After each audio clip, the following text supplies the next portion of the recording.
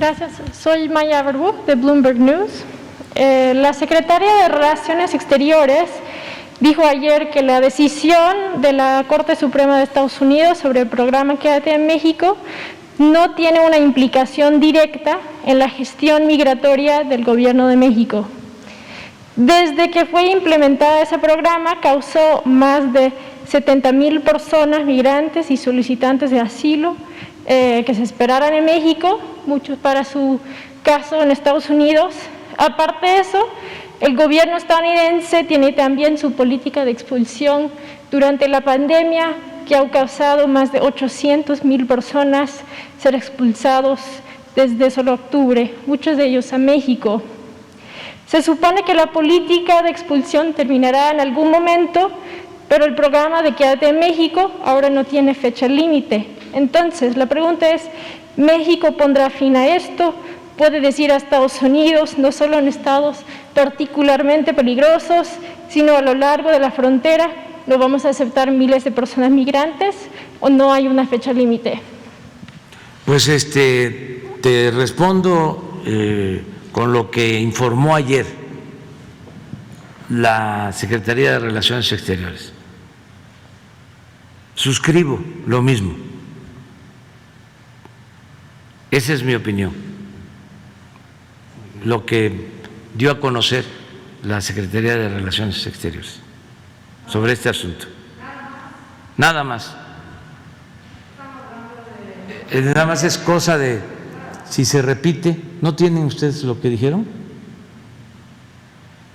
Pues básicamente están diciendo que México es un país autónomo, ¿no? Que puede tomar sus decisiones. Entonces, dentro de eso hay la posibilidad que México dirá a Estados Unidos, no queremos seguir aceptando miles de personas migrantes en nuestra frontera. Vamos a ver qué definió la Secretaría de Relaciones.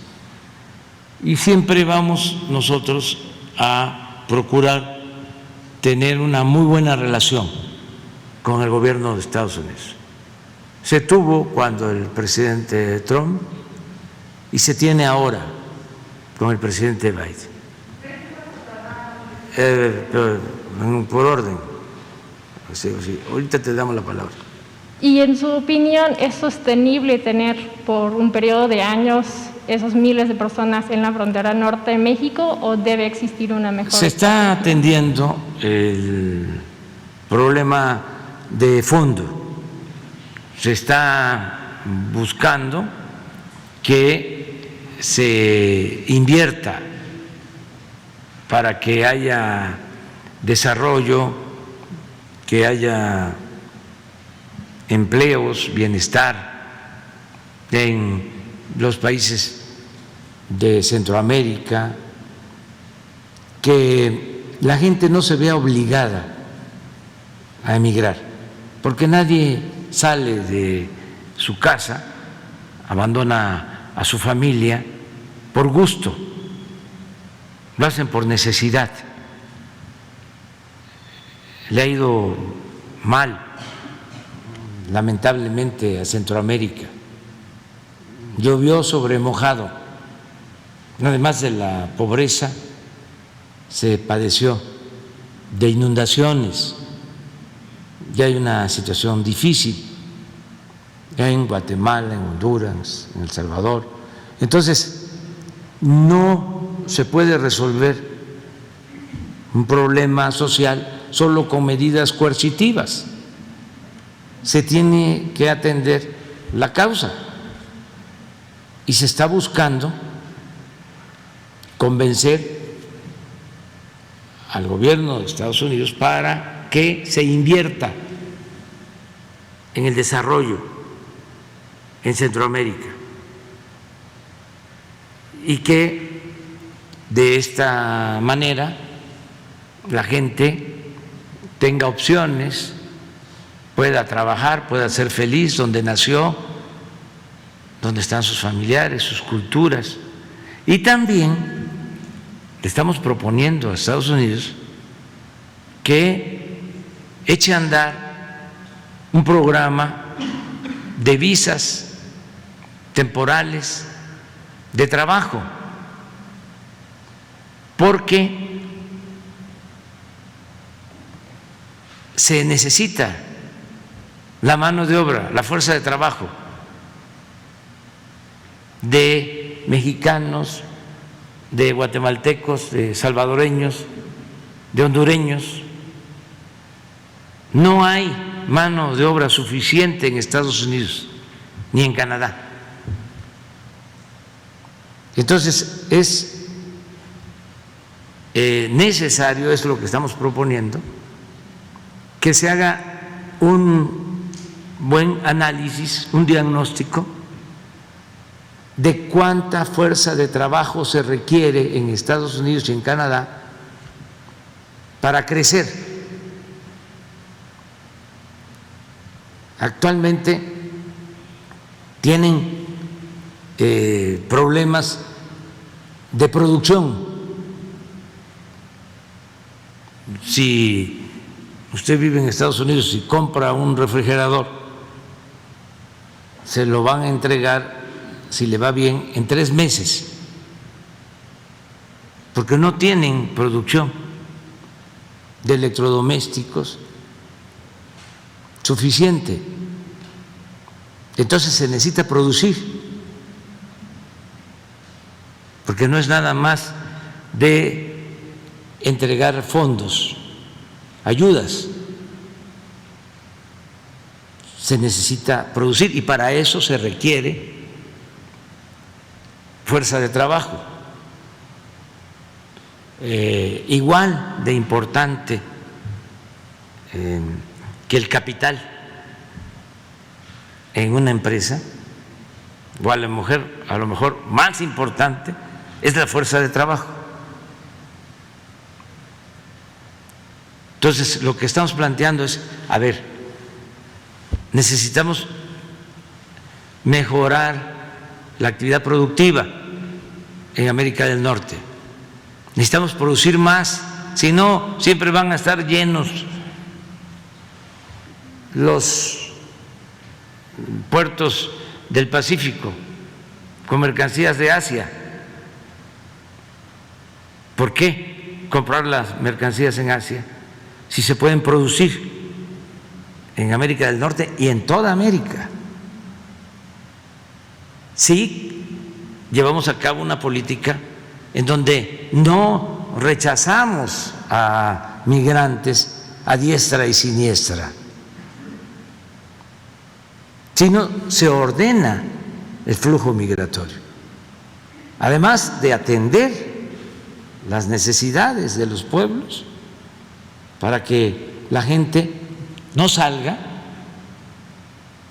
y tenga opciones, tenga alternativas. Además de eso, también incrementar el número de visas temporales de trabajo y, ¿por qué no?, durante un tiempo recibiendo esas visas o cumpliendo con ir a trabajar a Estados Unidos, ya poder lograr la residencia. Eso es lo que estamos planteando, porque si no, pues solo vamos a estar optando por retener o por medidas de ese tipo. Nosotros nos hemos propuesto ayudar al gobierno de Estados Unidos, lo vamos a seguir haciendo en el tema migratorio. Afortunadamente es buena la relación, hay sensibilidad de parte de ellos para escuchar nuestra propuesta, se va avanzando y al mismo tiempo hemos tomado como decisión cuidar a los migrantes en el sureste para que no haya violación de sus derechos humanos, porque es muy riesgoso que atraviesen nuestro país. Sobre todo hay muchos riesgos en los estados del norte. Entonces estamos procurando ayudar, manteniendo a migrantes en albergues, sobre todo protegiendo a menores de edad, a mujeres. Sin embargo, esto no puede ser eterno. Tenemos que ir al fondo y eso significa invertir para el desarrollo de los pueblos pobres. Sin embargo, las estrategias de inversión son estrategias de largo plazo, ¿no? No es que se puede transformar las condiciones en Centroamérica en un día. Entonces, en el corto plazo, mientras sí hay estos miles de personas en el norte, mientras hay secuestros, asaltos, ¿qué hará el gobierno? Es que eso era lo que decían los conservadores aquí. Pero también lo cuando se hablaba de enfrentar la violencia y hablábamos nosotros de que había que ayudar a la gente necesitada y que había que crear empleos y que había que atender a los jóvenes, y siempre nos contestaban exactamente eso. Sí, está bien, pero eso lleva tiempo y nunca se hacía. Y a los jóvenes se les abandonó por completo. Lo único que hicieron fue llamarles ninis, que ni estudian ni trabajan, y nunca hubo un programa para atender a los jóvenes. Entonces, si nosotros hubiésemos continuado con lo mismo, de que eso llevaba tiempo, pues no hubiésemos iniciado lo que ya comenzamos a hacer desde que llegamos al gobierno, que es apoyar a los pobres, que es procurar mejorar los salarios, atender a los jóvenes, garantizar el derecho de los jóvenes al trabajo, a la educación. Ya lo iniciamos y ya empieza a tener fruto. Eso que iniciamos hace 2 años y medio ya empieza a dar resultados, porque le hemos dado trabajo a 1.800.000 jóvenes. Le hemos dado trabajo como aprendices, ganando un salario mínimo. ¿Cuánto tiempo puede llevar esto en aplicarse en Centroamérica? Cuando mucho, 6 meses. Es decir, a ver, todos los jóvenes de Centroamérica van a ser contratados y van a trabajar como aprendices en talleres, en pequeñas empresas, en comercios, en el campo, y se les paga por eso.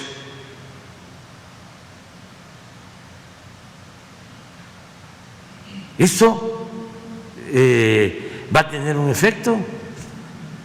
El joven va a tener una opción, va a tener una alternativa. El salario mínimo en Guatemala, en El Salvador, en Honduras, me da hasta pena decirlo, es mejor que el salario mínimo en México. Entonces, les alcanzaría.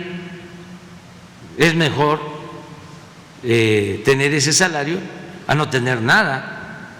Si no hay opciones, si no hay alternativas, llega el traficante de personas, el pollero, y le dice, vámonos, nada más ahorra, me vas a dar tanto y yo me voy a hacer cargo de que te ponga del otro lado de la frontera.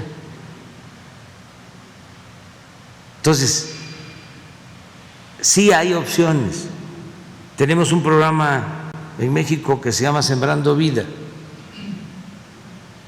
que se puede implementar de inmediato en Guatemala, en Honduras, en El Salvador, porque son las mismas condiciones culturales, de medio ambiente, son los mismos árboles los que se siembran en el sureste de México que los que se siembran en Guatemala, en Honduras, en El Salvador, árboles frutales, árboles maderables. ¿En qué consiste ese programa de sembrar árboles? Y nosotros estamos sembrando 1 millón de hectáreas de árboles frutales, maderables, y se le da trabajo a 420,000 sembradores que se les ayuda con un jornal para que cultiven sus propias parcelas. Esto además ayuda en el propósito de enfrentar el problema del cambio climático, porque eso no puede ser nada más discurso, demagogia. Tiene que llevarse a la práctica, tienen que llevarse a cabo acciones con ese propósito de enfrentar el problema del cambio climático. Entonces, sí hay alternativas y nosotros estamos hablando con el gobierno de Estados Unidos y es muy buena la relación, independientemente de estas resoluciones judiciales, porque esto no es un asunto nada más jurídico, legal, es un asunto social, humano, moral. Entonces, no sé si tienen el comunicado. Eso es lo que yo sostengo, porque también quisieran, por las diferencias que hay en Estados Unidos y también nuestros adversarios, que nosotros nos peleáramos o entráramos a polémicas que no nos conducen a nada. Tenemos muy buena relación, tanto con republicanos como con demócratas.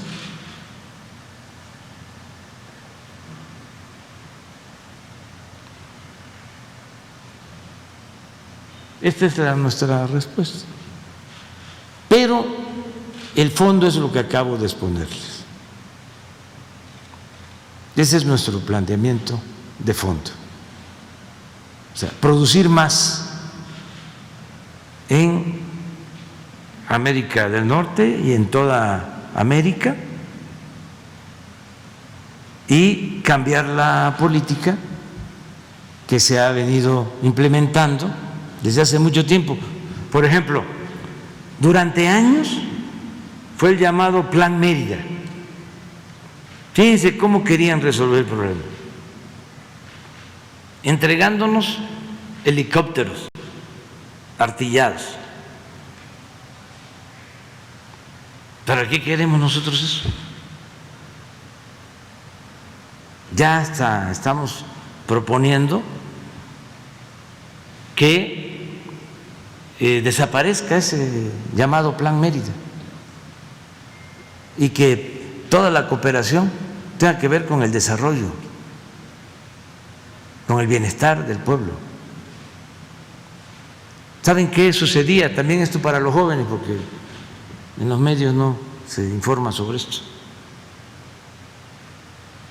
El embajador de Estados Unidos en México, el que estuviese en turno, se tomaba la foto con un alto funcionario de México entregándole helicópteros y armamentos. Ese era el plan migratorio. No queremos eso.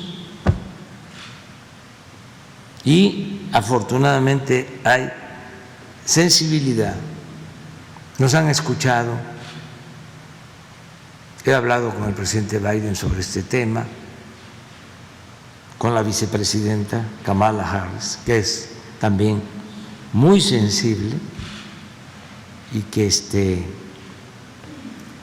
ha ayudado bastante en mejorar las relaciones para atender el fenómeno migratorio. Acaba de estar el asesor principal de seguridad del presidente Biden, el señor Sullivan,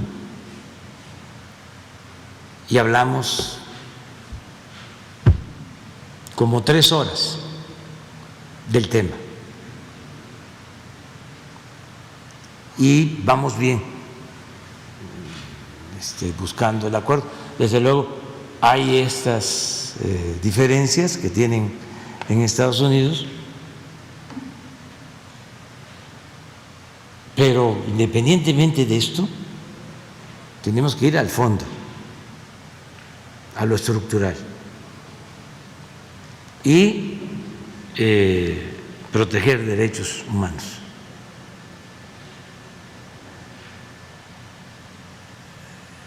Voy a aprovechar para decirles que ya este fin de semana